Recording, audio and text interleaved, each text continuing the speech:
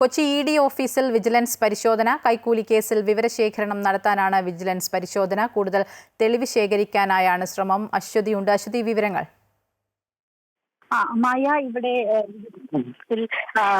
തെളിവ് ശേഖരിക്കുക എന്നതാണ് പ്രധാനമായും ആവശ്യം. നോക്കണം, ഇ.ഡി. ഓഫീസിൽ തെളിവ് ശേഖരിക്കുക എന്നതാണ് ഏറ്റവും പ്രധാനപ്പെട്ട ഒരു കാര്യം. ഈ കേസ് തുടർ നടപടികൾ വിജിലൻസ് ഊർജിതമാക്കിയിരിക്കുകയാണ്. അതിൽ തന്നെ നേരത്തെ ഈ വിജിലൻസ് രജിസ്റ്റർ ചെയ്തിട്ടുള്ള കൈക്കൂലി കേസിൽ ഇ.ഡി. ഉദ്യോഗസ്ഥന്റെ അറസ്റ്റ് ഹൈക്കോടതി തടഞ്ഞിരുന്നു.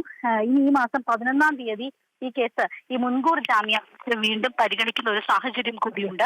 അതിനു മുൻപ് ഇതിന്റെ തെളിവുകൾ ശേഖരിക്കുക, വാദമുഖങ്ങൾ ഉയർത്തുക എന്ന ഒരു കാര്യം വിജിലൻസിന് മുമ്പിലുണ്ട്. ഇതുമായി ബന്ധപ്പെട്ട കൂടുതൽ കാര്യങ്ങൾ ചോദിച്ചറിയുന്നതിനും അത് തെളിവുകൾ ശേഖരിക്കുന്നതിനുമായി എൻഫോഴ്സ്മെന്റ് ഡയറക്ടറേറ്റിന് നോട്ടീസ് നൽകിയിട്ടുണ്ട് എന്നതാണ് ഈ ഘട്ടത്തിൽ നമ്മൾ മനസ്സിലാക്കുന്നത്. അവർ ഇവിടെ നിന്ന് വിജിലൻസ് ഉദ്യോഗസ്ഥർ പിരിഞ്ഞു പോവുകയാണ്. കൂടുതൽ വിശദാംശങ്ങൾ വിജിലൻസ് SP ആയിരിക്കും വ്യക്തമാക്കുക. നേരത്തെ തന്നെ ഇതുമായി ബന്ധപ്പെട്ട തെളിവുകൾ ശേഖരിക്കുകയും മറ്റും ചെയ്തിരുന്നു.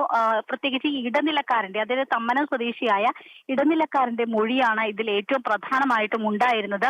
അതിന്റെ വിശ്വാസ്യത കൃത്യമായി തെളിയിക്കാൻ സാധിച്ചാൽ മാത്രമേ കോടതിയിൽ ഈ മുൻകൂർ ജാമ്യാപേക്ഷ ചോദ്യം ചെയ്യാനായിട്ട് സാധിക്കുകയുള്ളൂ. അതാണ് വിജിലൻസിന്റെ മുമ്പിൽ ഏറ്റവും അടുത്തതായുള്ള ഒരു പ്രധാനപ്പെട്ട കാര്യം. എന്തായാലും ഇവിടെ നിന്നും നോട്ടീസ് നൽകി പോകുന്നു എന്നതാണ് ഈ ഘട്ടത്തിൽ നമ്മൾ മനസ്സിലാക്കുന്നത്. വിജിലൻസ് ഉദ്യോഗസ്ഥർ ഇവിടെ എത്തിയാണ് ഈ തെളിവുകൾ ശേഖരിക്കുന്നതിന്റെ ഭാഗമായിട്ട് നോട്ടീസ് നൽകുകയും മറ്റും ചെയ്തിരിക്കുന്നത്. മായ.